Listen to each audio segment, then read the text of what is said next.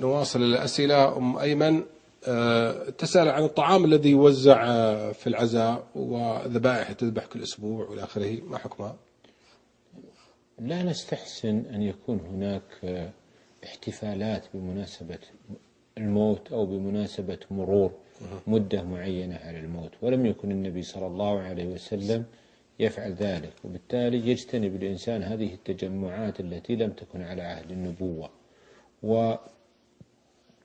ويتقرب لله عز وجل باجتنابها، تقرب لله عز وجل باجتنابها، لأنها ليست على هدي النبي صلى الله عليه وسلم وطريقته فيما يتعلق بزيارة القبور. فقد كان النبي صلى الله عليه وسلم يزور القبور ليدعو لأصحابها، لا من أجل أن يدعو الله لنفسه عندهم، ولا من أجل أن يخضع لمسؤول وغيره. نعم.